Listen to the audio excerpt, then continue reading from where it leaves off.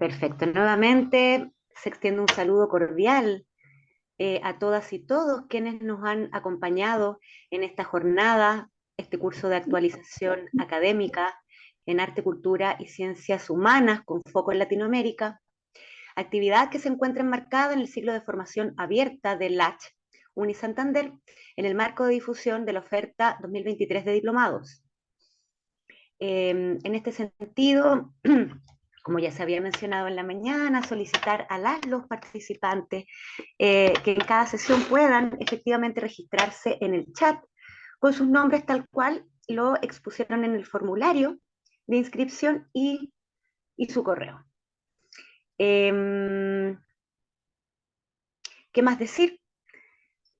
Vamos, un poco en virtud del tiempo, a presentar a quienes nos acompañan el día de hoy, docentes del cuerpo académico de Unisantander, en lo que sería esta mesa o esta sesión cuyo título es Gestión Cultural, Enfoque en Patrimonio e Industrias Creativas, que es el nombre que lleva, por cierto, uno de los diplomados, parte de esta oferta académica. Entonces vamos a iniciar presentando a Pamela Aravena. Hola, buenas tardes. Muchas gracias por hacerse parte. Buenas Muchas tardes. gracias, Magdalena, por tu invitación. Gracias a ti nuevamente. Muchas gracias. Vamos a presentarte entonces. Vamos a presentar a Pamela. Pamela Aravena Gatica. Ella es magíster en gestión cultural y licenciada en arte escénico de la Universidad de Playa Ancha de Valparaíso, Chile.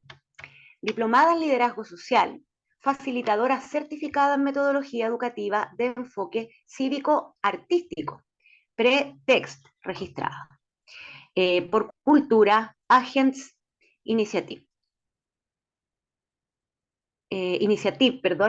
Boston, USA, y gestora cultural comunitaria certificada por la primera Escuela de Gestión Cultural Comunitaria del Departamento de Cultura de la Ilustre Municipalidad de Valparaíso. Posee amplia experiencia como docente en las áreas de teatro, expresión oral y corporal, comunicación efectiva y diseño de proyectos culturales.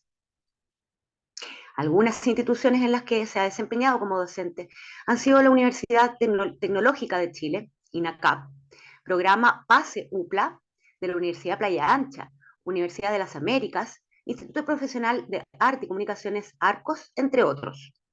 Como gestora y productora cultural, destaca su labor como encargada de proyectos para Centro Cultural IPA de Valparaíso.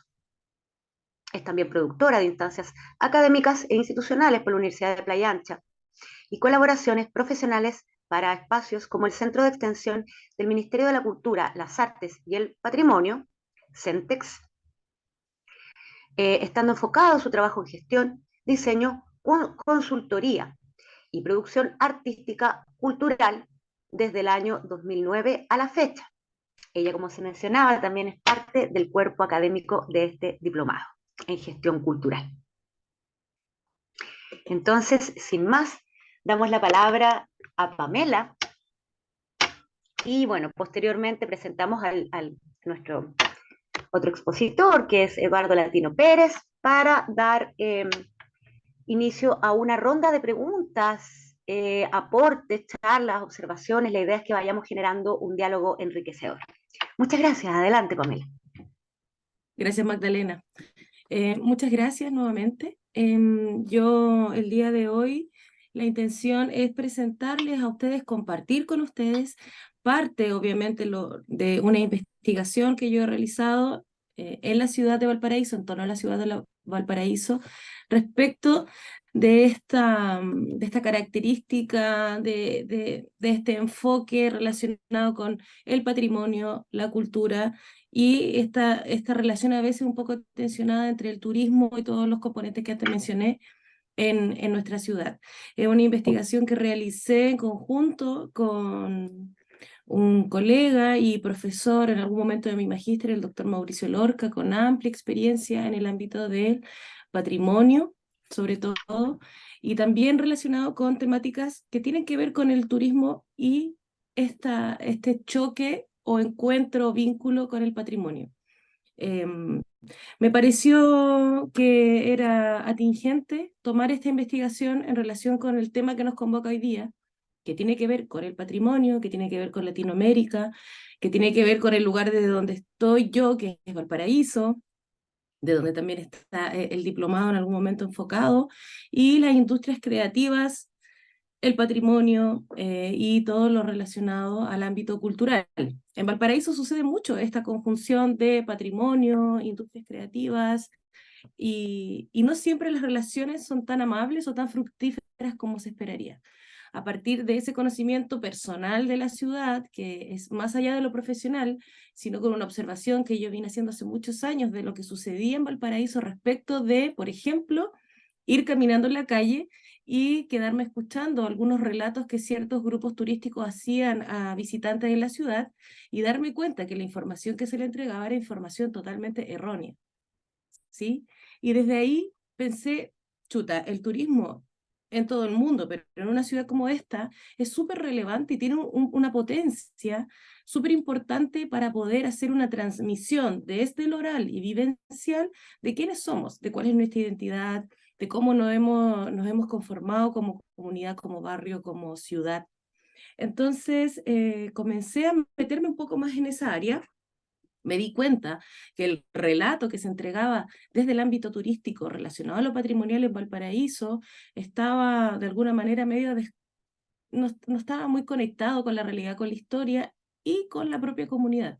Y a partir de ahí surge una conversación con este colega, antes profesor, y nace esta investigación que nos ha dado bastantes alegrías, la hemos podido exponer en algunos simposios, y bueno, como reunía los componentes relacionados a la temática que estamos viendo en el diplomado de UNISANT, quiero compartirles hoy día algo de esa investigación. ¿Sí? Quiero que ahí Magdalena me cuente si es que yo puedo compartir pantalla, si parto ya con la presentación, tú me vas dando todas las indicaciones. Sí, perfecto. ¿Tienes Ya, disponible para compartir? sí, ahí voy. Me pueden ir diciendo por el chat si se ve bien. ¿Se ve en formato presentación o todavía no? Todavía no. Ahí voy, ahí voy. ¿Ahí sí? Perfecto. Súper. Creo que ahí sí, ya. Bien. Bueno, esta investigación que realizamos con el doctor Mauricio Lorca lleva por nombre precisamente Valparaíso y su construcción como destino turístico, y es una investigación que devino en una propuesta concreta, una propuesta de acción para un turismo cultural con enfoque de desarrollo local. Los objetivos de esta investigación fueron precisamente formular como propuesta una serie de acciones que estuvieran orientadas a la construcción de un plan de turismo cultural que no existe aún en la ciudad de Valparaíso, con enfoque local para este territorio, ¿sí? Específicamente, para llegar a esta propuesta, primero dimos cuenta de la emergencia y los impactos del fenómeno turístico a través del tiempo, porque era súper importante tener también esta panorámica en contexto, ¿cierto? Ninguna situación de ninguna forma, tampoco la de Valparaíso en este ámbito o en otro, surge de manera espontánea, sino que siempre responde obviamente a una serie de procesos y sucesos que se han venido dando en el tiempo. Y en este caso nos centramos en aquellos componentes que tenían que ver con cómo se construyó la historia de Valparaíso para finalmente tener esta impronta de destino de turismo relacionado con cultura y patrimonio. Indagamos en el proceso de construcción de Valparaíso como destino turístico cultural, en su calidad de ciudad patrimonio de la humanidad UNESCO, que fue un hito muy importante en este proceso y que creemos que todavía no se desarrolla al 100%. Y esta falta de desarrollo, estamos pero totalmente convencidos, y yo estoy convencida de que quienes trabajamos y activamos desde la gestión cultural tenemos una labor súper importante y todas las herramientas necesarias para poder aportar a nuestros territorios desde este lugar. Identificamos y analizamos fundamentos, fortalezas, debilidades, por supuesto, de los principales planes y programas que existen y que han existido en el ámbito tanto público como privado en el área del turismo cultural en la ciudad de Valparaíso. Y bueno, ¿desde dónde arrancamos la investigación? Generamos una hipótesis que nos sirvió como un pie forzado para la avanzada. y era esta que les presento acá, que es muy sencilla, pero que involucra un componente relacional que es muy importante, que dice que el turismo es en sí mismo intercambio cultural, por lo cual requiere ser pensado y planificado dando relevancia a esta variable, ¿sí? Partimos desde esa premisa y bueno, con esta foto de Valparaíso, así era Valparaíso en los 1900, quisiera hacer un recorrido muy acotado y concreto para poder entregarles una panorámica de cómo se llegó sobre todo a mediados de los 90 y hasta el día de hoy, cómo llegó Valparaíso a tener este componente de turismo, de cultura, de patrimonio, esta simbiosis, esta relación que pareciera que si bien tienes altos y bajos, permanece en nuestra ciudad. Valparaíso es uno de los destinos turísticos que siempre está siendo visitado por gente de todo el mundo. Cuando uno sale de Chile y dice que es de Valparaíso, hay una reacción positiva ante la ciudad como destino para visitarlo, y siempre o la mayoría de las veces, el comentario está relacionado con su componente artístico, con su componente cultural y patrimonial. Pero ¿por qué sucede esto? Cuando estuvimos haciendo esta investigación, entrevistamos a hartas personas de la sociedad civil y de otros ámbitos universitarios, etcétera, y no sabían, por ejemplo, desde dónde surge esta iniciativa, este deseo, este impulso de posicionar a Valparaíso como destino turístico, y tampoco se sabía por qué Valparaíso es una ciudad patrimonio de la humanidad. Entonces, eh, ante este desconocimiento, nos dimos cuenta que quizás no se ha potenciado de una manera demasiado profunda y no se ha compartido con la comunidad, sobre todo de Valparaíso, cuáles son qué es lo que tenemos a favor y qué es lo que podemos compartir con quienes nos visitan como destino turístico. Entonces, dicho esto, les comento más o menos cómo fue este viaje, ¿sí? Descubrimos que, como me imagino muchos de ustedes saben, entre los siglos XIX y siglo XX, la economía mundial puso Valparaíso en un punto muy importante. Fuimos una de las rutas más influyentes, sobre todo a nivel latinoamericano, pero también mundial y comercial de la época. Pero este tiempo tan bullente económicamente tuvo un momento, una alza muy de un momento para otro, pero también una bajada muy estrepitosa, que al parecer es un componente que persigue un poco esta ciudad de Valparaíso. Hubo crisis económica, el sismo de 1906, cambios en el escenario comercial global, fueron algunos de los factores principales que bajaron a la ciudad de Valparaíso desde este podio en el que estaba y la ubicaron en una posición de incertidumbre que llevaría necesariamente a una reinvención.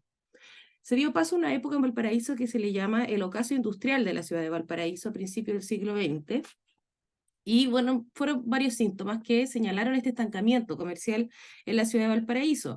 Se consolidó Santiago como punto centro de las actividades comerciales y políticas de la época.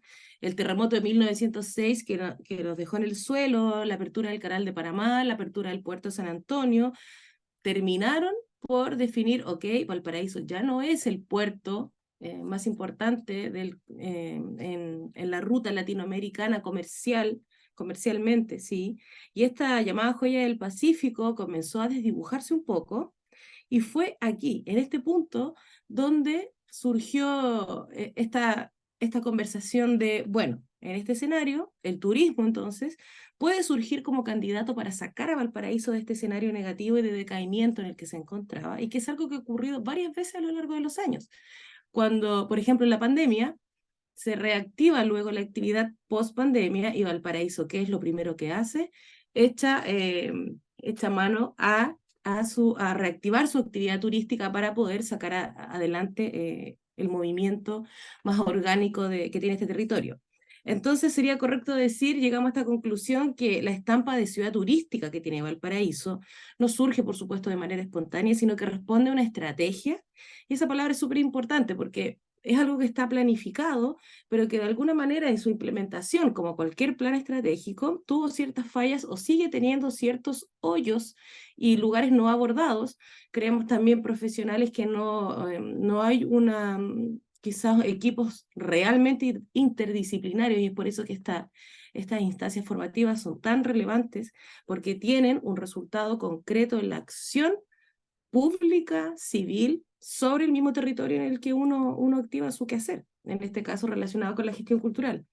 Y responde entonces esta estampa de ciudad turística de Valparaíso, donde el patrimonio, la historia, la cultura y el territorio se aunan y de manera estratégica accionan para hacer frente a contextos adversos. Y Valparaíso es una ciudad que, me atrevería a decir, eh, muchas veces hace frente a contextos adversos, ¿sí? Voy a pasar a otra imagen. Em, Esto es lo que la mayor parte del mundo conoce de Valparaíso cuando se hace circular una imagen de Valparaíso relacionada con su esencia patrimonial, su esencia turística y su esencia cultural. Pero esto tuvo un largo tiempo para ser construido. Recién a finales de la década de los 90, las administraciones de diferentes sectores de la ciudad de Valparaíso vieron una oportunidad de desarrollo concreta vinculada a esta reconocida y un poco indefinida identidad especial que se le daba a la ciudad de Valparaíso, que se le sigue dando, ¿sí? Se tomaron nuevas medidas concretas al respecto y recién en el año 1997 el Consejo de Monumentos Nacionales toma contacto con el municipio de Valparaíso e inician el proceso de postulación de la ciudad como sitio patrimonio mundial de UNESCO. Hubo un primer intento fallido, se hicieron las revisiones y, bueno, nuevamente se hizo la postulación y se logró. Ahora, a la mayor cantidad de las personas que entrevistamos y le preguntamos, ¿usted sabe por qué Valparaíso es Ciudad Patrimonio de la Humanidad? La mayoría nos decía, claro, porque por las casas de colores y las construcciones que están relacionadas con la arquitectura europea antigua, ¿sí? Y esto, si bien tiene relación, es inexacto porque la verdad es que Valparaíso, al momento de ser nombrado como sitio patrimonio de la humanidad de la UNESCO, todo su nombramiento estuvo relacionado con ser un espacio en el que converge la historia y donde es factible reconocer y apreciar una materialización, por ejemplo, a través de estas construcciones, de un devenir que fue sociohistórico, es decir, por medio de la observación de la ciudad de Valparaíso, uno puede ser, de alguna manera, testigo de un momento relevante en la historia de este país y de Latinoamérica y del mundo, ¿sí? Es decir, que Valparaíso sustenta sus valores universales que sustentan y que dan razón a la obtención de la categoría de Ciudad Patrimonio de la Humanidad, basándose en rasgos que tienen que ver con lo inmaterial y que son dos centrales. Es su singularidad esencial y su relevancia histórica. Entonces uno se pregunta, no es tan fácil, creo yo, o por medio de esta investigación, definir desde el mundo público, privado o más técnico, acciones que puedan beneficiar a un territorio y a sus comunidades a partir de elementos tan poco concretos como estos dos, que son la singularidad esencial y su relevancia histórica. Y estos dos elementos que yo les menciono, los estoy leyendo en este momento y son los que aparecen en la declaratoria de la UNESCO de Valparaíso como sitio patrimonio de la humanidad. Esos son los componentes concretos que se definen en Valparaíso como rasgos para poder ser ciudad patrimonio de la humanidad.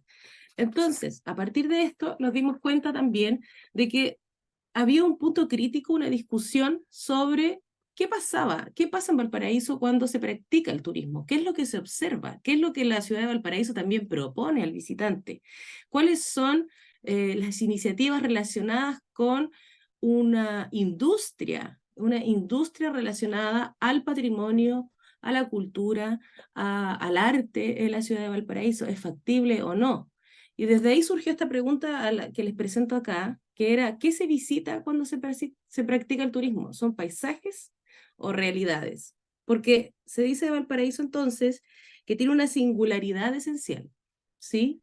Y eso tiene que ver Y eso surge a partir de cómo, por ejemplo, las personas de este territorio se vinculan, cómo hacen su día a día, cómo se activan los barrios, cómo funciona una ciudad, cómo se relaciona, cómo se expresa desde lo más cotidiano hasta cómo se expresa desde, por ejemplo, su producción artística, su producción artesanal, su producción comunitaria. Y esas preguntas nos fueron llevando a una propuesta de turismo que, antes de eso, nos centramos en tres enfoques principales. Uno, realizar una propuesta, que es la que le voy a presentar luego, que es esta propuesta de turismo inclusivo para Valparaíso, por medio de tener siempre en consideración tres componentes. Uno, el turismo como experiencia cultural. Todo lo demás que pueda venir del turismo, por ejemplo, el intercambio comercial, eh, la proyección económica que se pueda tener de una iniciativa, son complementarias a una mirada central, siempre centrada en lo cultural. Luego, estudiamos un poco esta figura del turista, porque él o los turistas de Valparaíso pareciera que los encontramos en todas partes. Yo vivo en el sector cercano, desde aquí de mi casa en este momento veo el techo de la Sebastiana, la casa de Pablo Neruda en Cerro Bellavista, y los turistas están afuera, en el negocio, en la puerta, en el paradero, en la plaza, en todos lados. Pero ¿quiénes son esos turistas? ¿Qué los llama a estar acá en Valparaíso? Y cómo nosotros podemos reconocerles no solamente como un personaje habitual de nuestro escenario cotidiano, sino como efectivamente una oportunidad para un encuentro que sí tiene que ver, por supuesto, con lo cultural y que además beneficie al territorio, pero que esto no corrompa de ninguna forma eh, los discursos o los relatos o las construcciones identitarias más fidedignas de esta ciudad o de cualquier otra, pero en este caso, por supuesto, estamos hablando de Valparaíso. Y por último, una propuesta que tenga siempre como objetivo desarrollar y levantar iniciativas de turismo para el desarrollo local, es decir, que los ciudadanos las y los habitantes de la ciudad de Valparaíso, en este caso, eh, sean capaces de identificar que las iniciativas de turismo relacionadas con cultura y patrimonio en su ciudad sí tienen un beneficio para su entorno, ¿sí? Porque eso es algo muy importante que nos dimos cuenta al momento de realizar entrevistas, que muchas de las personas de Valparaíso no reconocían ningún beneficio al momento de... reconocían que la ciudad de Valparaíso era un destino turístico, sí. ¿Y cuál es el beneficio que usted identifica de esto? Era, casi no lo identificaban, no lo pueden ver. Y eso es un resultado, es una información súper importante que arroja la investigación en terreno, porque no podemos desconocer el sentir de la población o de los mismos habitantes que conforman un territorio al momento de poder generar iniciativas, por ejemplo, en el ámbito turístico. Entonces, respecto del turismo como experiencia cultural, muy cortito, podemos ver que acá el turismo se ha construido desde una lógica, y en todas partes, que en su base es social y cultural, ¿sí? Está este intercambio en el centro siempre. Se sustenta en el deseo de conocimiento y encuentro con otros. Eso es una experiencia cultural, siempre. En este intercambio inherente a la actividad turística podría residir su mayor riqueza, pero creemos que también un riesgo muy grande. ¿Por qué?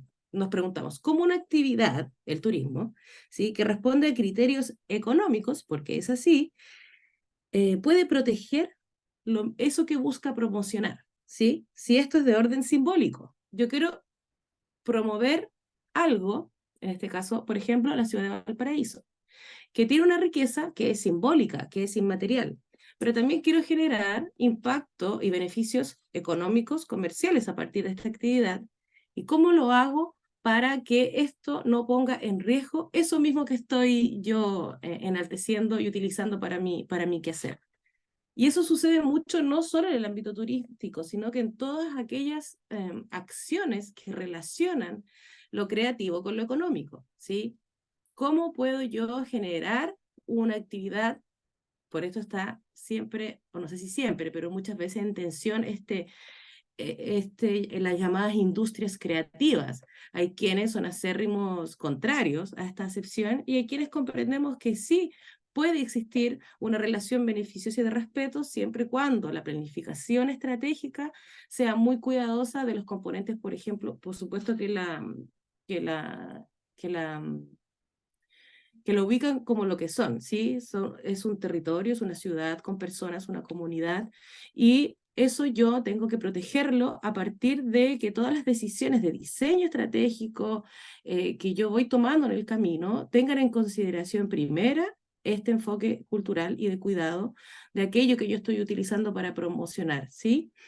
Como la ciudad. La tensión de ambas actividades es algo que está ahí, que hay que reconocerlo, no hacernos los locos como que no existe, y entender que el turismo sí se puede dedicar a la conservación del patrimonio de las comunidades y que pueden, a pesar de que tanto el patrimonio como el turismo o la actividad cultural con la económica responden a distintas lógicas, incluso a veces podemos creer que son antagónicas, no necesariamente deben ubicarse desde un lugar de choque, ¿sí? Podemos hacerlas conversar de alguna forma que beneficie a las personas.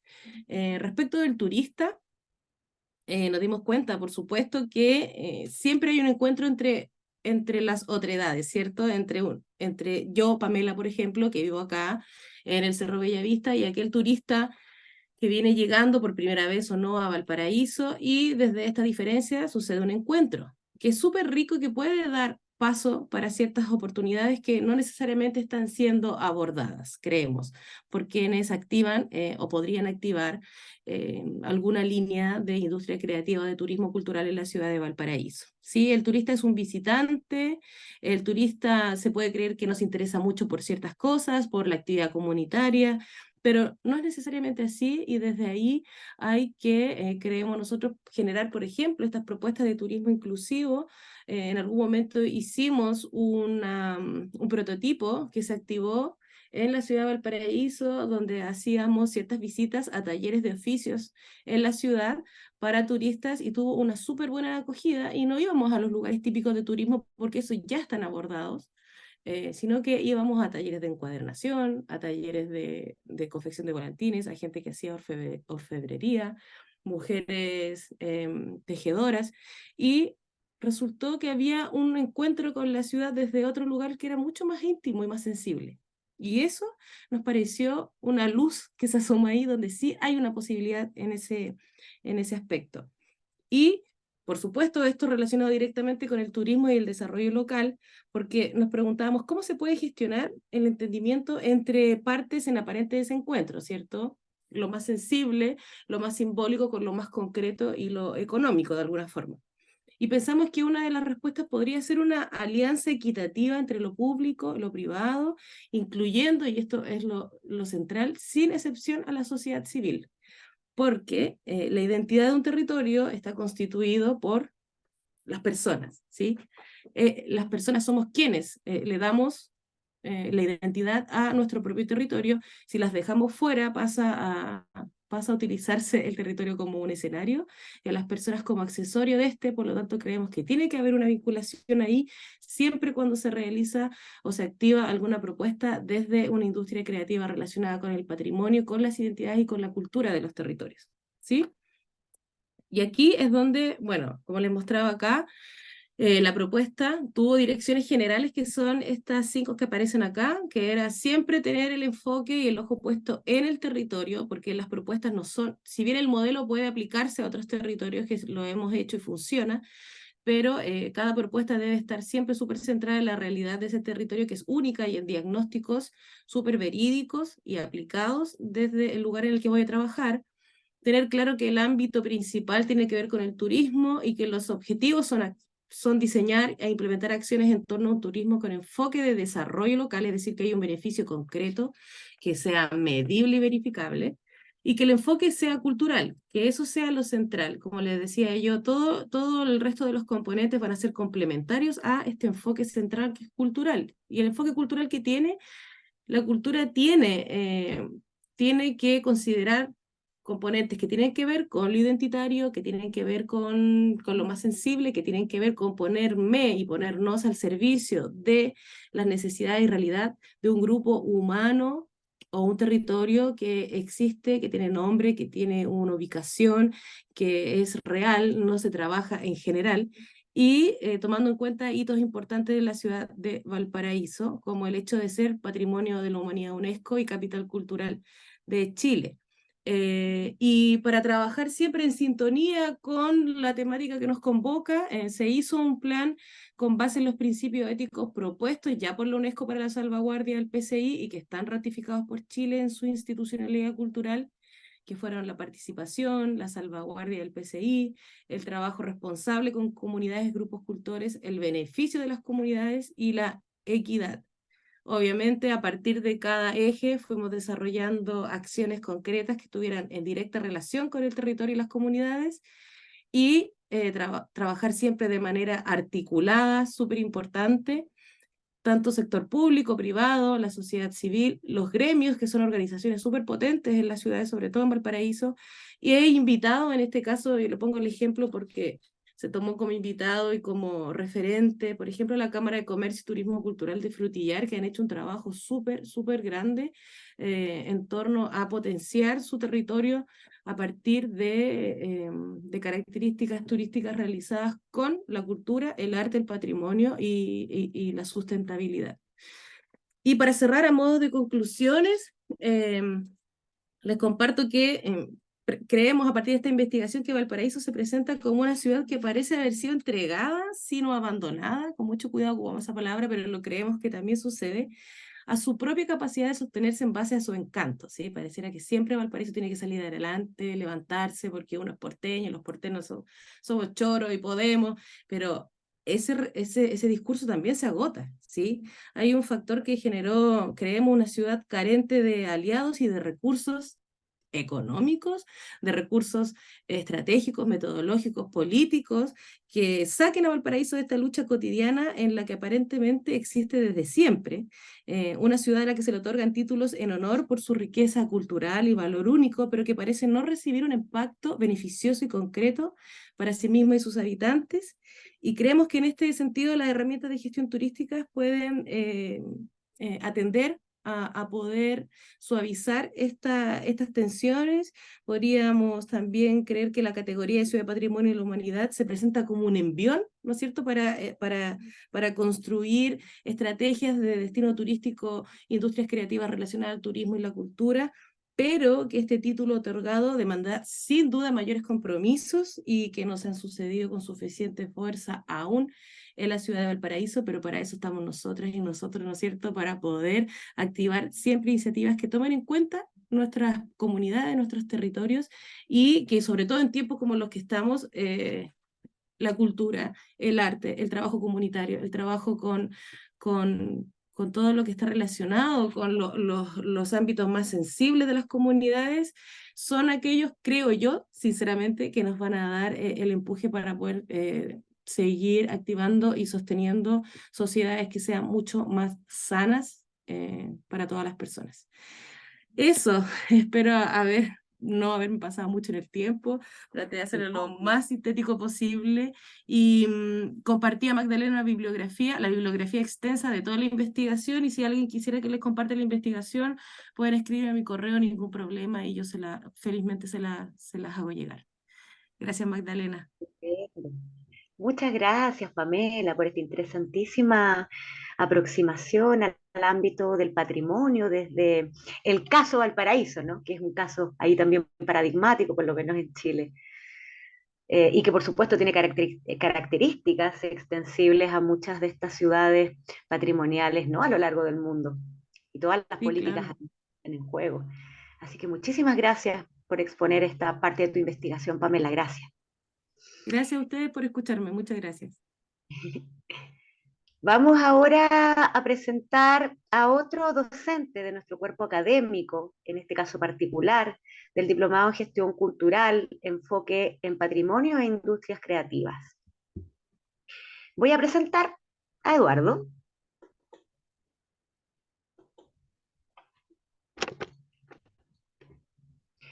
Eduardo Latino Pérez, Universidad Nacional de La Plata, Argentina. Él es periodista, comunicador social, educador popular, productor en medios de comunicación alternativos y realizador artístico. Maestrando en periodismo y medios de comunicación por la Universidad Nacional de La Plata. Voy a tomar un poquitito de agüita, disculpen, de juguito. De La Plata. Ha sido docente de teoría del Estado en la Universidad de Congreso y Comunicación Comunitaria en Cuyo, Argentina. Ha conducido y producido programas radiales durante 25 años. Ha dirigido diversas revistas como La Correntada y colabora en medios de prensa independiente como Resumen Latinoamericano y Contrahegemonía. En la actualidad dirige el proyecto Barauca Producciones, vinculado a teatro comunitario mendocino, es decir, realización de un trabajo de investigación documental. Ha publicado la saga poética Camino al Barauca, vinculada en 3 tomos, y se encuentra en imprenta además su último libro, Contemplaciones. Entre sus líneas de trabajo destacan el pensamiento crítico latinoamericano, el debate intercultural, los horizontes de prácticas territoriales, la educación comunitaria y las industrias creativas en escenarios artísticos culturales locales. Hace parte de nuestro cuerpo docente LACH también. Muchas gracias, Eduardo, muy bienvenido. Bueno, hola Magdalena, buenas tardes a todos. Primero agradecerte la invitación y extensivo también para la Universidad Santander. Y lo mío va a ser una reflexión a partir del propio caminar en la vida. Y pensando en lo que decía Pamela recién, cuando apenas empezó su exposición, de salir a caminar por las calles. Hoy les voy a compartir un poema de Roque Dalton, que se llama Las nuevas escuelas. En la Grecia antigua, Aristóteles enseñaba filosofía a sus discípulos mientras caminaban por un gran patio. Por eso su escuela se llamaba de los peripatéticos.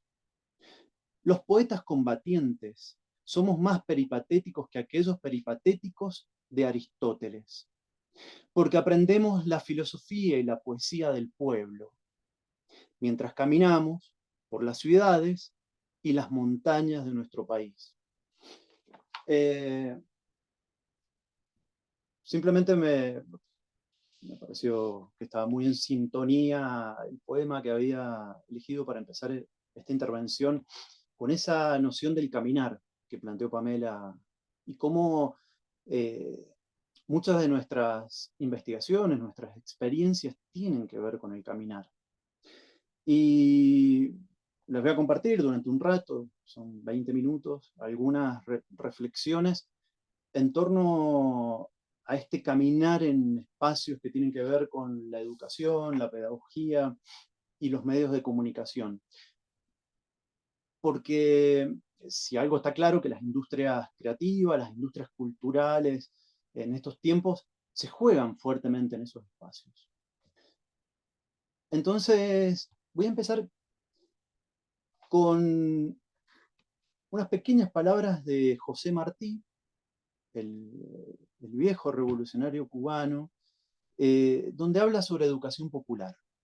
¿Por qué traer la educación popular a un contexto de industrias creativas donde parece que poco tuviera que ver la educación popular? Bueno, de algo de eso vamos a caminar este rato. José Martí dice, en un texto específico sobre educación popular, en el 6º parágrafo, dice, a un pueblo ignorante puede engañársele con superstición, hacérsele servil. Un pueblo instruido será siempre fuerte y libre, un pueblo ignorante está en camino de ser bestia, y un pueblo instruido en la ciencia y en la conciencia ya está en camino de ser Dios. No hay que dudar entre un pueblo de dioses y un pueblo de bestias. El mejor modo de defender nuestros derechos es conocerlos bien. Así se tiene fe y fuerza. Toda nación será infeliz en tanto que no eduque a todos los hijos. Un pueblo de hombres educados será siempre un pueblo de hombres libres. La educación es el único medio de salvarse de la esclavitud. Tan repugnante es un pueblo que es esclavo de hombres de otro pueblo como esclavo de hombres de sí mismo. Bueno, estas primeras palabras de José Martí nos permiten primero pensar y situar a José Martí. Estamos hablando de hace siglo y medio, en un contexto donde el pensamiento liberal era el pensamiento dominante, incluso con pujas internas. Ahora, José Martí, en este texto, marca algunas consideraciones que son interesantes recuperar. En principio, él hace una diferenciación entre educación e instrucción. Vieron que recién hablaba de instrucción, instruirse, y que refiere al pensamiento, propiamente lo que vivimos durante muchos años de nuestros años de escolarización, cuando pasamos por la universidad, nos instruimos fuertemente en aspectos que tienen que ver con el pensamiento. Ahora hace una diferenciación con el tema de la educación, y él lo refiere principalmente al tema de los sentimientos, que no tiene nada que ver con el sentimentalismo, sino tiene que ver con el mundo anímico, con el mundo psíquico.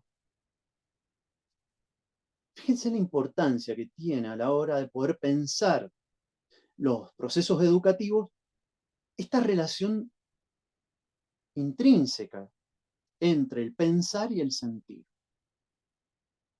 Si pensamos en autores actuales, tenemos Boaventura de Sousa Santos, que él ha trabajado fuertemente esta categoría del sentipensar como algo predominante de las epistemologías del sur, de nuestras epistemologías desde nuestros territorios en resistencia, y que tienen esta base importante que refiere no solamente a la indagación y el estudio en el ámbito del pensar, sino también refiere a cómo nos relacionamos y nos vinculamos con el mundo psíquico.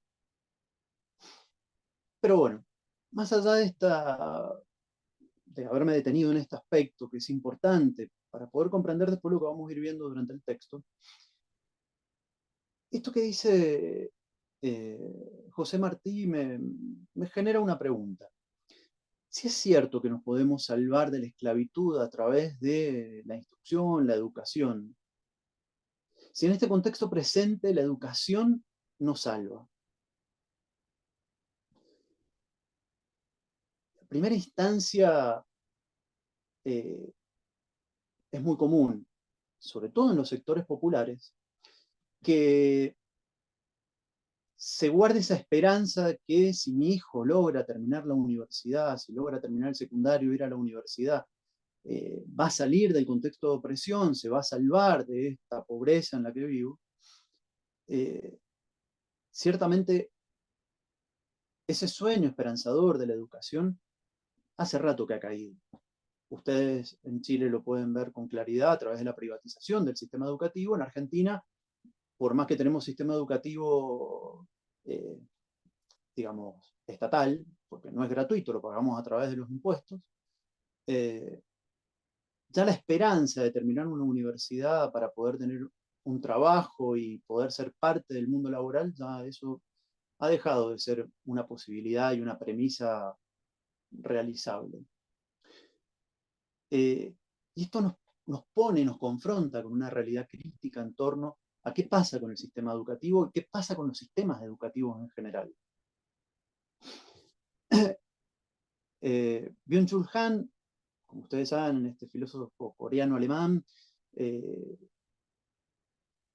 recientemente escribió un libro que se llama Infocracia, o lo han publicado un libro que se llama Infocracia.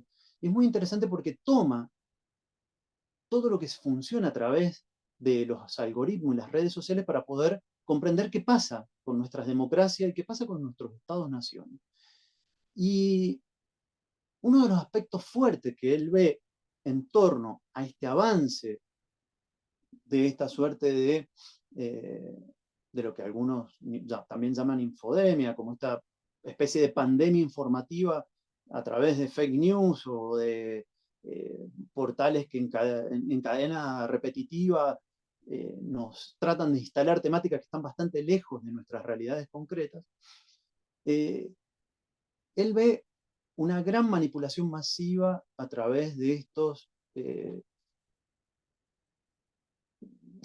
estas nuevas formas que ha adoptado la tecnología, donde la articulación del algoritmo junto con el marketing y la psicología han permitido someter fuertemente las percepciones que tenemos, y que esas están fuertemente ligadas a este aspecto que José Martí plantea en torno al mundo psíquico, y que tiene una relación directa con la intuición,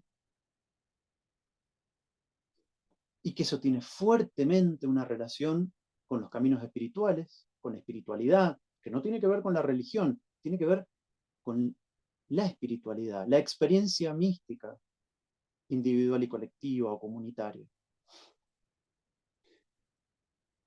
También somete nuestras relaciones o nuestra relación con el mundo, y también somete la convivencia a cambios muy radicales, y que esto podemos agregar profundamente dicotómicos.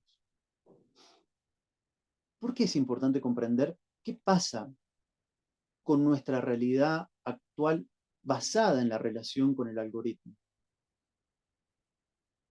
Porque estamos en una especie de imperio de la información y la hiperconexión, y a la vez somos seres cada vez más aislados. Y esa es la paradoja a la cual nos enfrentamos. Digo, esto mismo que estamos viviendo en este preciso momento, tiene esa paradoja, que parece que es un cara a cara, pero no lo es tampoco.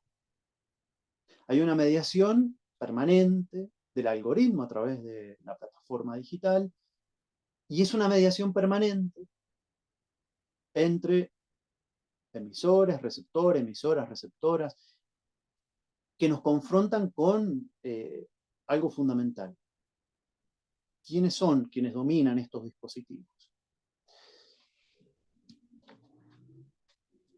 Algunas consecuencias que están latentes se pueden ver, por ejemplo, en la película Her, que ya tiene casi 10 años, y que problematiza desde una visión de un futuro distópico las relaciones intersubjetivas y las formas de las construcciones sociales e interpersonales en un contexto de mediación permanente de los algoritmos, y que nos llevan a una desvinculación directa con el mundo real. Algo que parecía totalmente distópico hoy, con la inteligencia artificial, se nos ha transformado en una realidad tangente, directa. La estamos viviendo a diario. Con WhatsApp, lo estamos viviendo a diario con cualquier plataforma, con esta misma, con la que estamos utilizando hoy.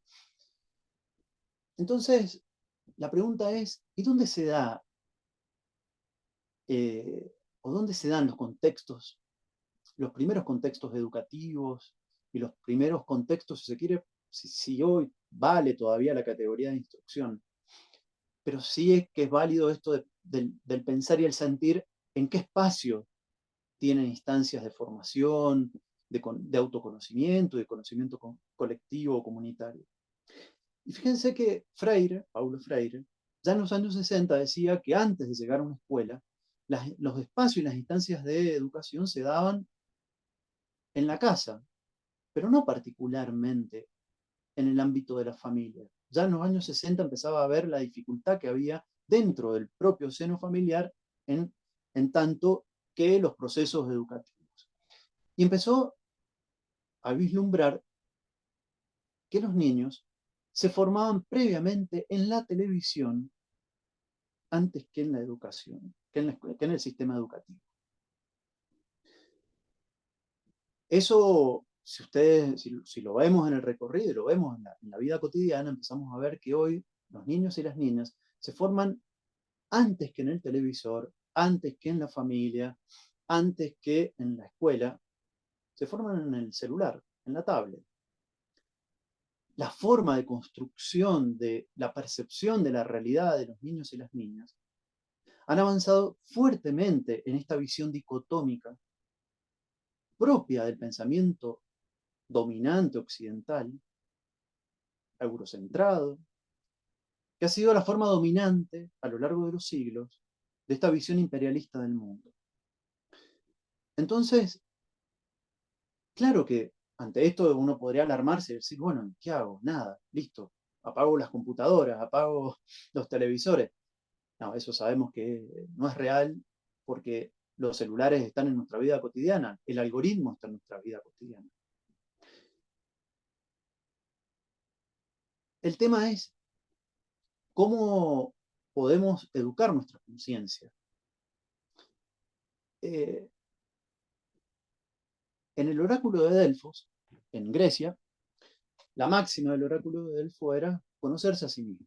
Eso lo retoma Platón y casi toda la filosofía de a poco se fue despegando de ese conocerse a sí mismo para más bien preocuparse por lo otro como algo externo más que lo otro como algo interno. A partir de ahí hay una condición en torno a esto que hablábamos de la esclavitud, lo que decía José Martí en torno a la esclavitud. Byung-Chul Han lo que ve es que básicamente estamos siendo esclavos de las redes sociales y los algoritmos. ¿Por qué? Porque ciertamente estamos trabajando 24 horas todos los días, gratuitamente y en forma totalmente alienada e inconsciente para los dueños de los servicios de estas grandes redes sociales. Caso Meta, caso ahora ex Twitter. Entonces, esto nos confronta directamente, tomando en cuenta que si esta premisa de Freire, que después se corroboró claramente, que nos formamos antes en la televisión que en la propia escuela y hoy nos formamos antes en un celular o en una computadora, antes que en el televisor y antes que en la escuela, es el algoritmo el que está en el centro de nuestro debate. Entonces, si somos esclavos del algoritmo, ¿es posible pensar una educación liberadora de este contexto de esclavitud? Y acá aparece Paulo Freire, que ha pasado poco menos de un siglo y sigue siendo vigente. Su pensar sigue siendo vigente. Porque él, en el libro Cartas para quien pretende enseñar, hay un momento que habla acerca de esto de la falsa promesa, la falsa esperanza. Esto que les decía recién en torno a que durante muchas décadas, los sectores populares creyeron poder salir de los contextos opresivos a través de la educación. Lo que nos confronta el algoritmo es que ya ni siquiera es pensar en los contextos populares. Esto nos plantea una problemática de conjunto que atraviesa las clases. Y desde esta perspectiva, el avanzar en torno a una educación que tenga una dimensión vinculada a los aspectos psíquicos, anímicos, son los que nos permiten construir una conciencia liberadora, una conciencia que se puede autoafirmar críticamente en su relación al mundo, en su salida al mundo.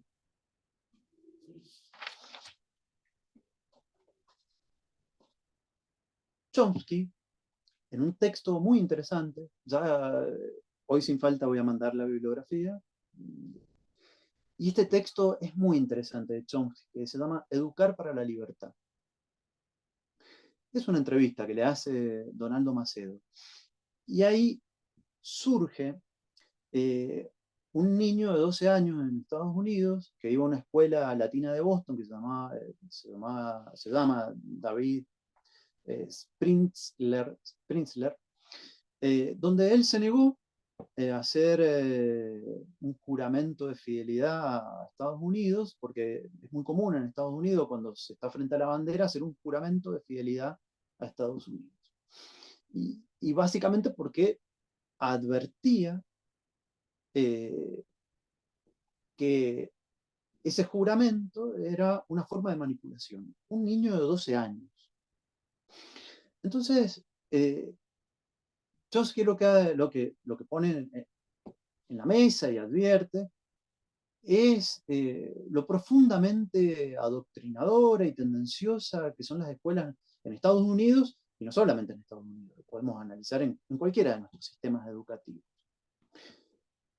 Porque lejos de propender la educación a generar un estímulo a esta curiosidad o a esta... Bueno, Freire hace una diferenciación entre curiosidad ingenua y curiosidad epistemológica. Y en este caso, esto que advierte Chomsky tiene mucho que ver con lo que Paulo Freire hablaba acerca de esta curiosidad epistemológica. Poder, desde la curiosidad, poder ir hacia lo profundo, hacia la pregunta que interpela acerca de las causas de la experiencia, de lo que veo, de lo que me enseñan, y no una curiosidad ingenua que se pregunta solamente por la superficialidad de las cosas. Y fíjense que el preguntarse el por qué, cosa que es bastante común en los niños, quienes somos padres o madres, sabemos que en esa etapa de la niñez, entre los 4 o 5 años, donde las niñas empiezan a preguntarnos, a interpelarnos permanentemente el porqué de las cosas. Tiene que ver, por un lado, con esa curiosidad ingenua, pero también tiene que ver con esa curiosidad epistemológica de poder comprender las causas de lo que está dado como un criterio de verdad. Entonces, acá se pone en juego el tema de cuáles son las verdades que están en pugna en la construcción del conocimiento, en la construcción incluso del conjunto del sistema educativo. Y esto no es menor, porque las industrias creativas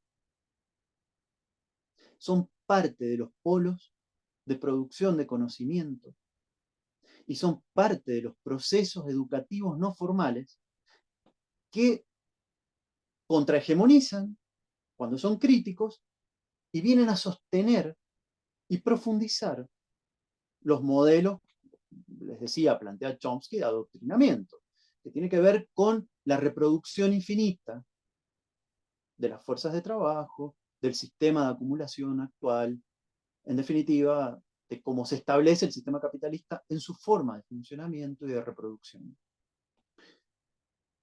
Entonces, Chomsky va a traer algo muy importante, que dice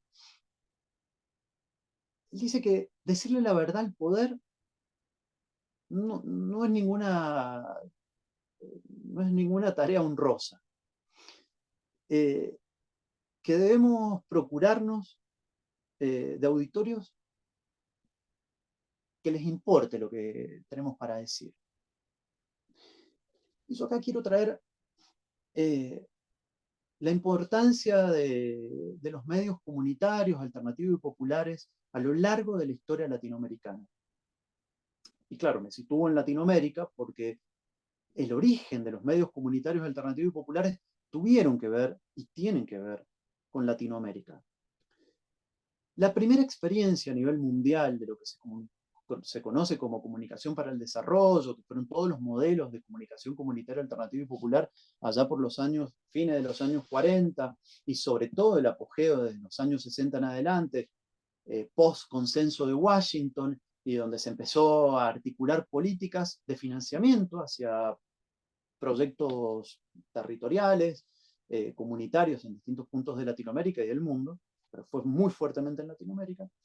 Allí se dieron distintas experiencias que permitieron poder construir experiencias comunitarias que construían a su vez conciencia e incluso avanzaban en políticas y derechos que tenían que ver con el orden de los procesos comunitarios de organización.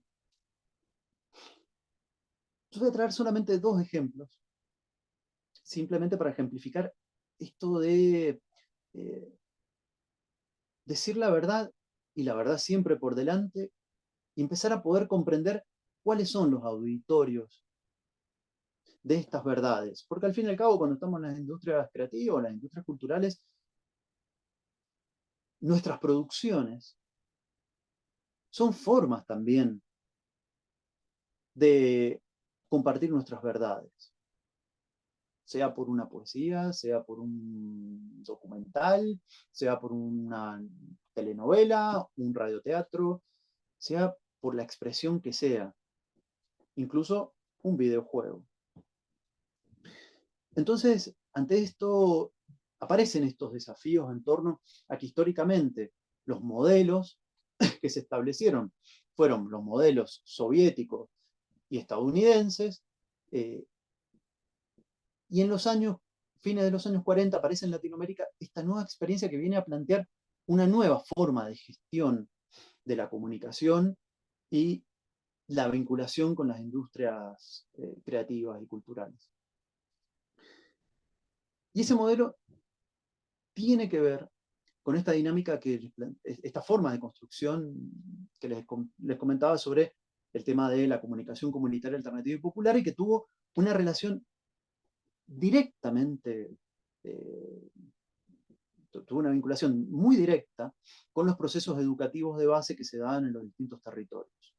La primera experiencia que hubo a nivel mundial fue Radio Sutatensa, que fue una radio comunitaria muy importante de Colombia, que se dio por los años 46. Fue una cadena de radios que se dedicaban a la alfabetización, de hecho tenían una escuela de alfabetización dentro de la propia radio, y que estaba financiada por la Iglesia Católica, y recibía financiamiento vía la propia Iglesia en Colombia y también del Vaticano.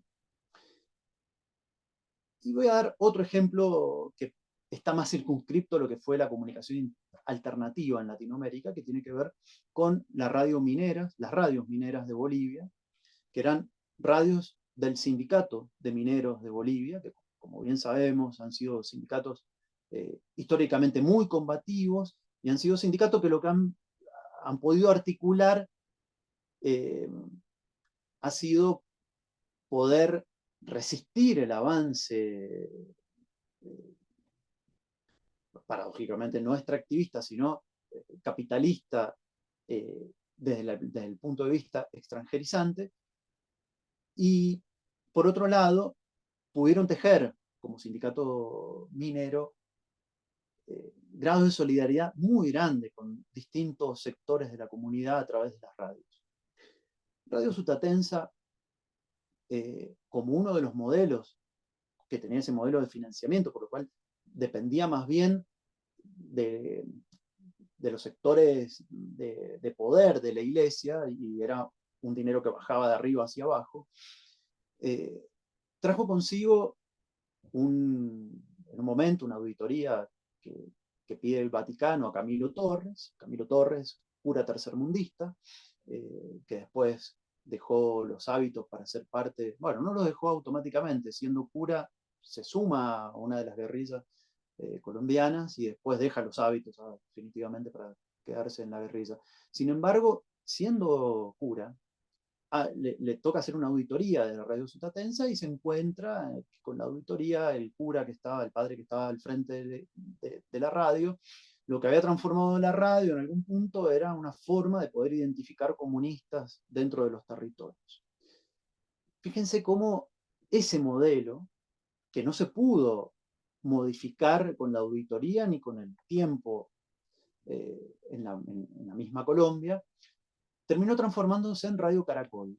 Radio Caracol fue el inicio de construcción de lo que hoy se conoce como el multimedio Caracol en Colombia, que es uno de los conglomerados mediáticos más importantes de Latinoamérica. La otra experiencia, como les comentaba, es la de las radios mineras de Bolivia. Un solo ejemplo, por ejemplo, en vez de ir a transmitir un partido de fútbol, iban a la cancha y en vez de relatar el partido, lo que hacían en los entretiempos, se ponían a preguntarle a las personas qué le hacían falta en su comunidad. Entonces llevaban todo lo que encontraban, todos esos relatos que en realidad son insumos fundamentales, porque es como un gran diagnóstico de lo que pasa en su comunidad, se llevaban todos esos elementos para después trabajar y elaborar al aire, en la radio, para poder pensar políticas comunitarias en articulación entre la radio y lo que pasaba en el territorio.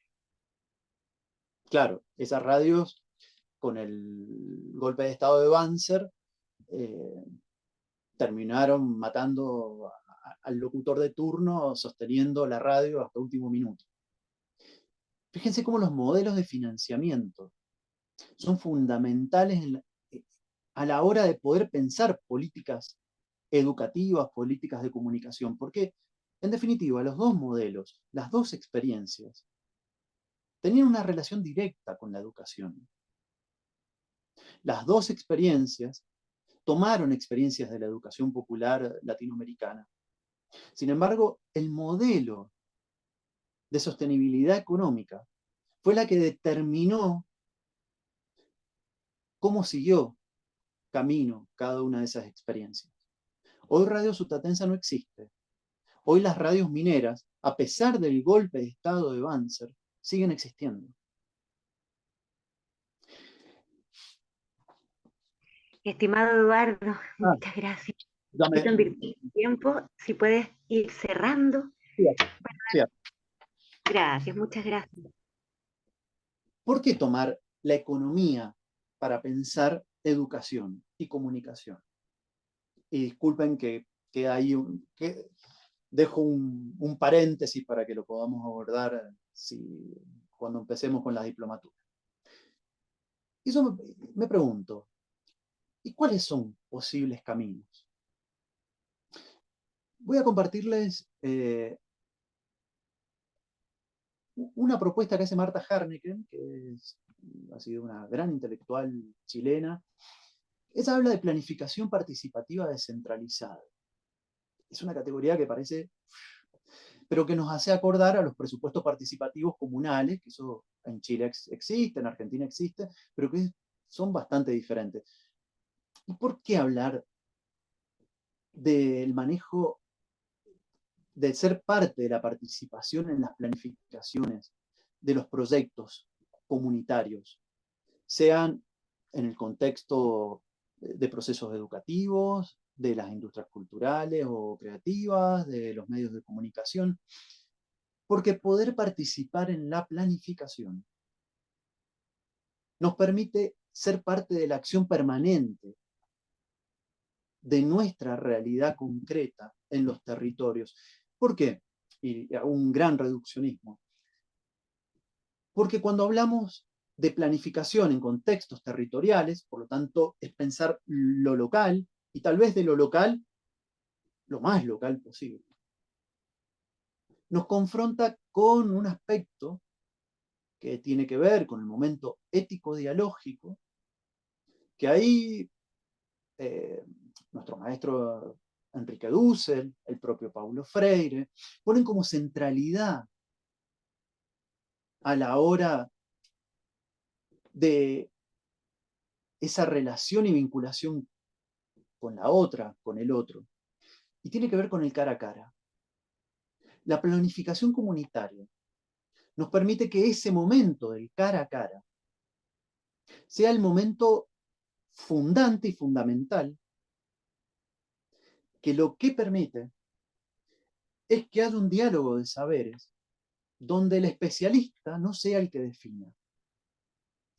Y voy a cerrar comentándoles solamente a Henri Bergson sobre el tema de esto de ser especialista, que en este tiempo es tan pesado y tan fuerte dentro de no solamente la academia, en nuestras vidas cotidianas. Y él dice así: al entrar en contacto con el especialista, todo se seca y se vuelve estéril. Parece que la ciencia pierde poco a poco la vida, descomponiéndose. ¿Por qué entonces nos quedamos de brazos cruzados? El motivo, si no me equivoco, es que nos dejamos engañar por una gran ilusión. Sin darnos cuenta, asimilamos el trabajo intelectual al trabajo manual. Bueno, esto es una gran discusión que se abre y que muchas veces se piensa que los sectores populares no pueden pensar, no piensan, solamente hacen. Poder pensar planificaciones participativas descentralizadas es poner a los sectores populares en el centro. Más bien, es que ellos mismos son el centro. Y tal vez la interpelación sea a nosotros, de empezar a ver qué pasa con nuestro lugar. Muchas gracias. Muchísimas gracias, Eduardo. Muchísimas gracias por tu excelente presentación. Bueno, aquí se da una instancia y un fenómeno bien interesante en términos de lo que habíamos tenido en las sesiones anteriores en cuanto a las exposiciones. Aquí se logra apreciar muy clara la transdisciplinariedad un poco de esta propuesta de este diplomado en particular. Aquí, bueno, Pamela Aravena, los cursos o las áreas de abordaje que tiene están en torno de marco político e instrumentos de financiamiento en la gestión cultural comunitaria y administración estratégica. Y por ejemplo, que fue algo que quizás yo no dije en un principio, ¿no? Porque Eduardo hace un abordaje desde la educación.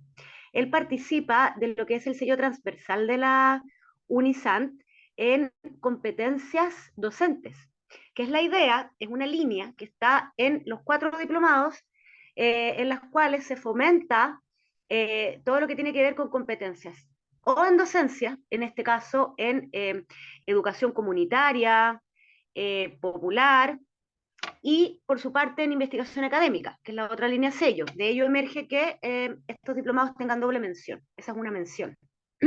Entonces, lo interesante es la bajada, en este caso, desde donde expone Eduardo principalmente lo que tiene que ver con la industria creativa, ¿no? Ahí los medios de producción, desde esta perspectiva también de la filosofía educativa y teoría de medios, desde esta perspectiva crítica desde donde es planteado. A la vez muy, muy en sinergia con lo que plantea Pamela, que es un proyecto de investigación súper concreto, que también es mucho más empírico. Entonces ahí, bueno, me parece que de esa puesta en relación se puede sacar una riqueza tremendamente grande. Dicho eso, dejar abierta la instancia por si existiera algún tipo de pregunta, comentario. Es un ámbito súper amplio que abarca desde el turismo, por supuesto, la industria cultural, temas que atraviesan la interculturalidad. Y bueno, ahí con este enfoque en industrias creativas y patrimonio, el tema de la memoria también, que hace parte de esta propuesta. Entonces, quizás desde estos cruces productivos que se dan, si hubiese alguna pregunta, aporte, comentario. Aquí parece que en el chat dice, a ver, parece que no. Un segundito. Lo tengo un poquitito pegado.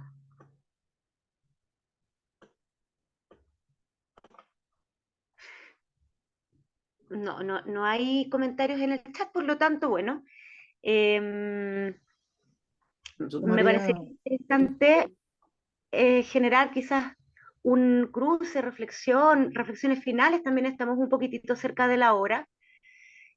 Comentarios respecto, por ejemplo, a una pregunta muy importante, que es cómo de alguna manera proyectar horizontes, escenarios futuros, ¿no? En Latinoamérica, con esta particularidad situada en términos de los desafíos. Un desafío también que parte por cómo abordar esto que se ha denominado también desde una perspectiva descolonial lo local, ¿no? Estos universales y particulares que de alguna manera coexisten, por supuesto, en los territorios, y cómo hacer eso, dialogar también con la geopolítica, por ejemplo, o con, en el fondo, ciertos mínimos ya de carácter universal que tendrían que estar como elemento transversal presente. ¿Cómo ven esa relación? Por ejemplo, es una pregunta. Y la otra, ¿cómo avisoran o se proyectan estos quehaceres? También es su profesionalización, que tiene sus propios bemoles. ¿Cómo lo proyectan? Desde más o menos lo que han planteado. Gracias. Pamela, Eduardo. Eduardo quería hablar anteriormente. Ah, Él se perfecto. lo voy a dejar. No, sí. Bueno, Vale. yo tomo esto que acaba de preguntar Magdalena y lo complemento con lo que vos has dicho, Pamela. Y me parece que es interesante porque es que permite también una bajada de todo esto que hemos hablado. Como vos decías, Magdalena, estoy en un proyecto que se llama Barauca Producciones, que en realidad, más allá del documental, se trata de, de todo un trabajo de un multimedio que tiene que ver con portal de noticias, radio, audiovisual. Y, y a mí me está tocando investigar en este momento sobre un enterratorio huarpe, la comunidad huarpe, o el pueblo huarpe, es específicamente el pueblo indígena de estas tierras, de lo que hoy se conoce como Mendoza, sur de San Juan, pero que en realidad es el territorio huarpe históricamente. Y, y hace un año atrás, año y medio, aparece un enterratorio a instancia de una familia que estaba arreglando, estaba haciendo una cochera para el auto en una casa. Entonces se encuentran con una serie de cadáveres y no sabían qué era, terminan siendo que eran, eran cuerpos de niños y de madres, y de los cuales incluso había una madre que estaba embarazada, que habían sido asesinadas. Se supone que por el año 1600 más o menos, porque todavía no han hecho los estudios de carbono, pero que más o menos los arqueólogos lo están situando por ahí. Entonces, claro, se abre todo un debate. Y se abre un gran debate que se ha tapado dentro de los medios de comunicación masivos acá en Mendoza. Lo han tomado algunos medios de Buenos Aires, pero que tienen una perspectiva más crítica en la agenda, pero nadie lo ha tomado a fondo el tema. Y nadie abrió un debate en serio sobre lo que pasa en torno a esos cuerpos y otros cuerpos que habían aparecido y que no se había dicho nada desde el gobierno provincial, por ejemplo. Habían aparecido otros 2 enterratorios donde ahí se construyeron torres de lujo y donde no se dio ningún tipo de debate, nada. O sea, se sacaron esos cuerpos, esos enterratorios, que incluso esos enterratorios eran al lado de que se conoce acá como un zanjón, pero que eso es un río natural. Por lo tanto, ese sí era un lugar sagrado donde se enterraban a los muertos dentro de la comunidad huarpe. Pero bueno, como estaba la propiedad privada, y la propiedad privada eran de grandes empresarios y grandes empresas constructoras de aquí de la provincia, claro, no se dio ningún debate y se construyeron las torres y los cuerpos se llevaron al laboratorio y ahí siguen en un laboratorio. Entonces, el gran debate que hay en este momento es que el gobierno provincial junto con el municipal quieren hacer de esos cuerpos, deslocalizarlos, llevarlos a otro lugar, enterrarlos en un parque abierto y generar una instancia de turismo con esos cuerpos. Entonces, claro, cuando vos, Pamela, ibas hablando, yo decía, claro, pero hay un problema muy serio en la concepción de patrimonio. Y hay tensiones internas dentro de las distintas líneas de estudio de patrimonio, donde el respeto a la ancestralidad y a los territorios es como ir a discutir con los molinos de viento, ir a discutir con los grandes empresarios, con los que están dentro del poder hegemónico. Pero por otro lado, ahí sí se ve fuertemente la articulación con los medios de comunicación y con el sistema educativo, porque el sistema educativo lo que hace es silenciar históricamente al huarpe como si hubiese sido del pasado y ya no existen, porque si existieran tendrían que estar en taparrabos y con flecha y arco, cazando en un territorio que además es a donde ha sido confinado el pueblo huarpe, producto del avance colonizador. Entonces, yo te escuchaba, Pamela, y pensaba mucho sobre el tema de la colonialidad. ¿Y qué hacemos con nuestras ciudades? Y me pregunto desde mi campo, ¿qué hacemos con la educación y la comunicación en contextos de tremenda colonialidad? Y vos bien decías, Valparaíso es fundamental, porque si uno traza una recta entre Buenos Aires y Valparaíso, es el corredor bioceánico del sur, es el corredor bioceánico más importante del sur, es por donde se van lo que dicen recursos naturales. Entonces, fíjense cómo nuestras industrias creativas son vitales en esta discusión. La discusión de patrimonio también es fundamental y es la que menos se da desde hace mucho tiempo, es la que menos se da en los ámbitos de decisión de políticas culturales. Así que a mí me pareció muy interesante lo que planteaste, Pamela, y me motivó mucho a esto, es decir, que la problemática de patrimonio está intrínsecamente relacionada con el tema de los medios de comunicación y la educación. Y ese debate hace mucho tiempo que no se da en ningún lado, por lo menos acá en Argentina estaba en núcleos así de pequeñitos. Nada, dejo esta reflexión más bien porque me parece interesante que puedas decir vos, Pamela. Sí, a mí también me hizo mucho sentido y le escribí sobre todo una frase donde tú decías, en relación a las industrias creativas, estas pueden contrahegemonizar cuando son críticas.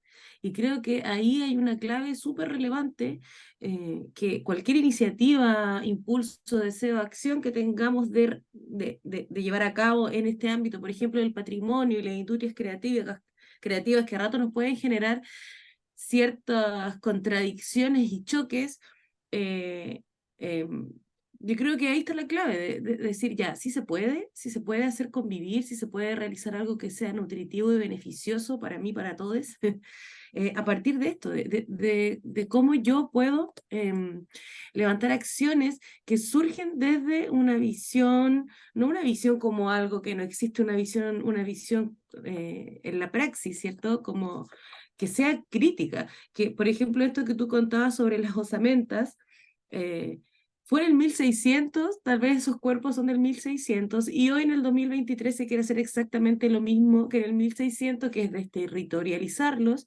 y ponerlos como un producto de observación turística sin ningún contexto, y que finalmente lo que hace es poner estos cuerpos al servicio del discurso hegemónico. Entonces estamos repitiendo la misma lógica siglos después. Y ahí no hay ninguna visión crítica. No hay ninguna visión crítica de cómo fueron tratados estos territorios, estas comunidades, esta, la comunidad o el territorio huarpe que tú mencionabas, ¿no es cierto? Entonces, sucede mucho eso. Aquí en Valparaíso también pasa mucho. No importa, no importa mientras funcione, mientras se venda, mientras subsista aunque sea un ratito, mientras se consuma, ¿sí? Literalmente. Y desde ahí creo yo que instalarnos en nuestro quehacer desde una visión crítica y desde una visión contrahegemonizante, donde no es real que somos todos iguales, sino que, y eso no necesariamente tiene que ser algo negativo, sino que encontremos la riqueza ahí y trabajemos de manera honesta con las personas y los territorios. Esa porfía, creo yo, es la que debemos sostener como sea, porque si no, mejor nos vamos, cerramos la puerta y nos vamos a hacer cualquier otra cosa, porque definitivamente esa, esa insistencia que tenemos quienes trabajamos en el ámbito de las artes, de las culturas, del patrimonio, con las comunidades, creo yo que finalmente es la que marca la diferencia, y por eso genera también a veces tanto molestia o poco apoyo de los discursos más hegemónicos o poderosos centrales, porque si no fuera así, si no fuéramos, no generáramos molestias, porque algo quizá no estamos observando bien. Y también hacerse cargo de esa postura crítica en la que nos ubicamos y defenderla y trabajar desde ahí. Y ahí están las personas, ahí está el trabajo con las comunidades, y esto que tú mencionabas sobre los especialistas es súper, eh, em, yo creo que es el elemento diferenciador entre poder llevar adelante procesos con las comunidades y no poder hacerlo, y generar simplemente instancias asistencialistas con cierto como olor cultural y artístico, pero que en verdad es un poco más de lo mismo.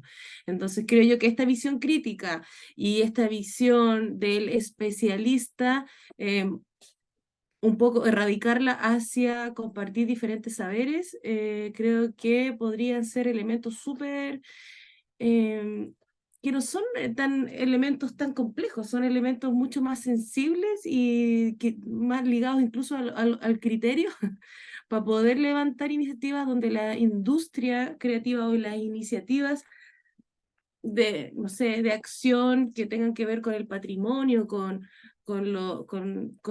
universos simbólicos, identitarios, puedan de verdad ser componentes como, o acciones que de verdad signifiquen un desarrollo para quienes participamos de ellas. Así que me quedo súper ahí pensando en esto de contrahegemonizar desde de la postura crítica. Muchas gracias. Simplemente Sí, sí, una adelante. pequeña cosita, Magda, y yo también cierro. Eh, mientras iba hablando Pamela, claro, me trae, en esto de la especialización, me trae Gramsci. Gramsci, hablando sobre los periodistas, y lo traigo al campo en el cual más experiencia tengo, él planteaba que el periodista tiene que ser un periodista integral, que tiene que saber de todo. El intelectual orgánico para Gramsci no es un especialista. Hemos perdido esa visión, digo, con las contradicciones que Sarmiento nos puede traer, todo lo que creamos, la visión generalista de la educación que tenía Sarmiento, hoy paradójicamente es como que empieza de nuevo a estar en tensión entre generalismo y esta cuestión segmentada del conocimiento, pero me parece que una vuelta como si fuera una espiral, pero da un poquito más para arriba, en torno a que tenemos una posibilidad, ya no de pensar el generalismo como lo pensaron los liberales en el siglo XIX. Me parece que tenemos la posibilidad de recuperar el saber ancestral, lo pensaban esto simplemente del conocimiento de uno mismo, de una misma, y la relación con las plantas, solamente eso ya nos abre una dimensión totalmente diferente a esta idea de compartimentos estancos de saberes. Porque la naturaleza nos confronta con lo inconmensurable. Y esa inconmensurabilidad de la naturaleza es lo que nos permite confrontarnos con el otro, ya no como una parcialidad, sino como parte de ese todo. Entonces, bueno, a mí me trae que es un momento bien interesante para poder pensar cómo nuestro hacer, nuestra experiencia cotidiana y vital puede ser vista a la luz de estos otros entramados, que son todo el pensamiento subalterno que ha quedado silenciado durante siglos por la modernidad. Eso, gracias.